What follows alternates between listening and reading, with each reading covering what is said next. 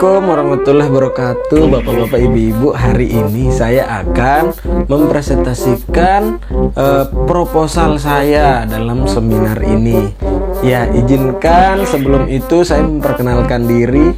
Nama saya Ahmad Suramat. Saya berasal dari Desa Keramat.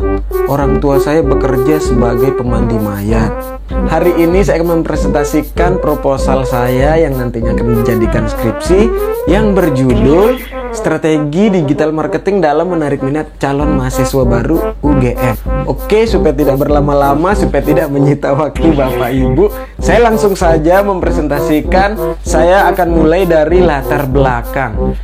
Jadi, seperti diketahui, zaman sekarang itu digital marketing yang kita gunakan, yaitu dalam hal ini sosial media, ya sudah sangat digandrungi. Bahkan bukan saja anak-anak muda, bahkan orang-orang tua juga sudah mulai menggunakan sosial media.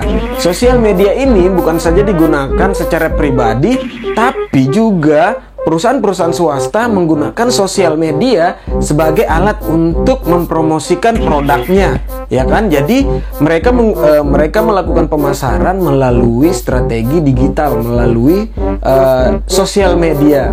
Nah, makin kesini, akhirnya instansi-instansi swasta pun ya ikut menggunakan sosial media dalam mengkampanyekan program-program kerjanya.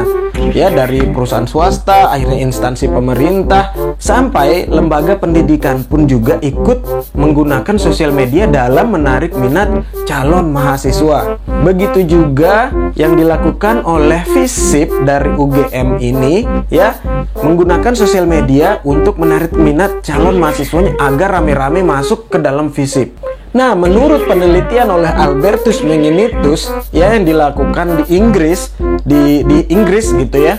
Nah, calon-calon mahasiswa baru yang berumur remaja ini di tahun 2019 sampai 2021 ini, lingkungan mereka itu bukan saja dipengaruhi oleh lingkungan keluarga, lingkungan teman, dan lingkungan permainan mereka, tapi sekarang sudah bergeser ya. Lingkungan mereka ini sangat dipengaruhi oleh lingkungan digital mereka. Artinya apa? Artinya adalah pengaruh orang tua maupun pengaruh dari lingkungan keluarga itu sudah tidak kuat pengaruhnya. Yang kuat pengaruhnya adalah sekarang lingkungan digital mereka. Artinya sosial media, lingkungan pertemanan mereka di dalam sosial media itu yang sangat mempengaruhi pengambilan keputusan siswa-siswa calon mahasiswa baru di Inggris. Namun penelitian lain oleh Valentino Rossi yang meneliti calon mahasiswa baru anak-anak remaja di Argentina menyatakan bahwa di Argentina itu ternyata faktor orang tua masih sangat mempengaruhi keputusan calon mahasiswa dalam memilih universitas. Nah, di sini ada perbedaan antara di Inggris dan di Argentina. Di Inggris tadi lingkungan sosial media atau lingkungan digital sangat mempengaruhi anak-anak calon mahasiswa baru. Sedangkan di Argentina sosial media, lingkungan digital mereka tidak terlalu berpengaruh, yaitu faktor orang tua masih sangat berpengaruh dalam keputusan mereka memilih universitas. Sementara di Indonesia sendiri ini masih abu-abu. Di sisi lain lingkungan digitalnya kuat, tapi juga lingkungan keluarganya ini masih sama kuatnya. Nah, ini saya tertarik melihat ya, untuk meneliti bagaimana strategi para digital marketing ini untuk mempengaruhi calon mahasiswa barunya dalam menentukan universitas mana yang akan mereka masuk. Akhirnya Bapak Ibu, berdasarkan dari latar belakang tadi, terciptalah rumusan masalah yang menjadi fokus dalam penelitian yang akan dilakukan nanti, yaitu bagaimana strategi digital marketing UGM, FISIP UGM dalam menarik minat calon mahasiswa barunya. Dan yang kedua adalah apa hambatan dalam strategi digital marketingnya FISIP UGM dalam menarik minat calon mahasiswa barunya. Ya wes, bagus banget presentasi sampean iki Mas Ahmad Suramat dari Desa Keramat yang bapak ibunya pemandi mayat. Wes, pas banget sampean iki memang wes ya. Ya wes, saiki aku metakon sampean ya. Ya wes.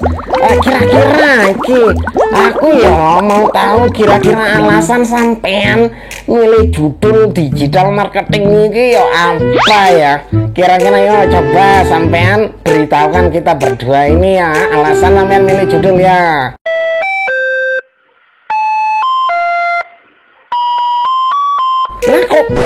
Nah kok bingung mas? Ayo mas, jawab mas ya. Baik Bapak, terima kasih sudah bertanya. Saya akan menjawabnya. Oke, kenapa saya memilih judul ini? Karena seperti yang sudah saya jelaskan tadi di latar belakang, ya, digital marketing melalui sosial media ini sekarang sudah sangat marak. Bukan saja digunakan sebagai alat untuk berkomunikasi dengan teman yang jauh, tapi juga bisa digunakan sebagai alat pemasaran untuk menarik konsumen. Di Indonesia ini abu-abu, lingkungan digitalnya kuat, sementara lingkungan keluarganya juga kuat. Nah, saya mau melihat nih bagaimana para digital marketing khususnya bagian visit di UGM ini dalam mempengaruhi minat calon mahasiswa barunya melalui sosial media, melalui pemasaran di sosial media. Jadi itu alasannya. Wih, bagus banget jawaban sampean iki. Ya memang kita harus kuat ya di landasan teorinya.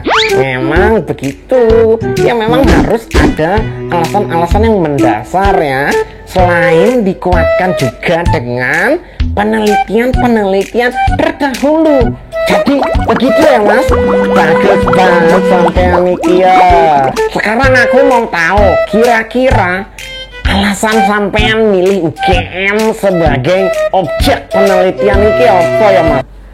Pak, alasan saya memilih UGM karena pacar saya berkuliah di FISIP, Pak. Waduh, ya coba pacar terus yang dibuat alasan. Ya harus mesti ada alasan yang ilmiah gitu loh. Jangan alasan yang secara pribadi, harus alasan ilmiah gitu loh mas. Waduh, iki piye toh sampean? Baik Pak, alasan saya memilih UGM adalah karena UGM merupakan kampus terbaik yang ada di sini Pak. Kampus terbesar, bahkan menjadi favorit pilihan pertama anak-anak di luar daerah. Jadi nanti kira-kira hasilnya, apa hasilnya itu mungkin bisa dijadikan masukan bagi peneliti-peneliti terdahulu maupun universitas-universitas lain. Waduh, memang sanjungan sampean ini bagus sekali ya. Ya memang kita ini kampus terbaik yang ada di wilayah kita gitu ya. Ya jadi ya memang ya kami terima alasan sampean. Ya bagus mas, bagus. Piye ceng? Apik toh, mas iki toh, Mas Ahmad Suramat iki. Sekarang giliran ibu mau tanya kamu.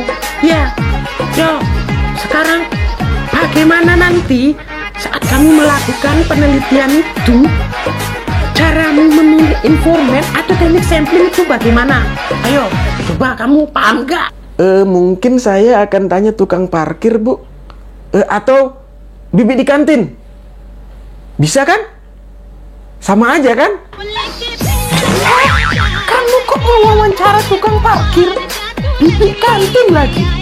Kamu tuh paham gak sih informan itu siapa? Waduh, kamu ini bahaya toh. Baik, karena penelitian nantinya yang akan saya lakukan dengan cara kualitatif, pemilihan informan saya lakukan dengan teknik purposive sampling. Jadi purposive sampling itu adalah peneliti atau saya memilih menilai kira-kira informan mana, orang-orang mana yang kira-kira mempunyai kredibilitas untuk menjawab pertanyaan-pertanyaan yang akan saya ajukan nanti. Nah, begitu alasan yang benar. Alasan itu harus ilmiah. Itu yang benar. Kalau gitu ya, kamu tambah ganteng. Aku yang mau sama kamu. Teknik analisis data itu apa ya? Kok teknik analisis data nggak tahu? Gimana kamu ini? Siapa dosen pembimbingnya? Iki, Bapak Iki. Sampai tuh ajarin tuh mahasiswanya teknik analisis data. Gimana sih? Baik, terima kasih. Karena penelitian saya nantinya akan dilakukan secara kualitatif dan sumber data utamanya saya lakukan dengan wawancara. Jadi teknik analisis data saya adalah sumber data utama dari hasil wawancara itu saya akan lakukan dengan cara coding, yaitu menilai interpretasi dari frasa-frasa terpenting yang akan diambil inti-intinya saja untuk bisa dijadikan acuan dalam menentukan kesimpulan dari penelitian saya nanti. Nah, bagus. Seperti itu. Jadi nanti uji skripsimu itu ya kamu sudah paham. Aku jadi nggak marah-marah begini toh. Baik Bapak Ibu, sekian presentasi dari seminar proposal skripsi saya. Terima kasih atas masukannya. Ya, mudah-mudahan insya Allah nanti saya akan memperbaiki sesuai dengan masukan-masukan dari Bapak Ibu. Bagus, ya. Bagus, lanjutkan. Sehingga mungkin nanti skripsinya menjadi sempurna. Terima kasih. Assalamualaikum warahmatullahi wabarakatuh.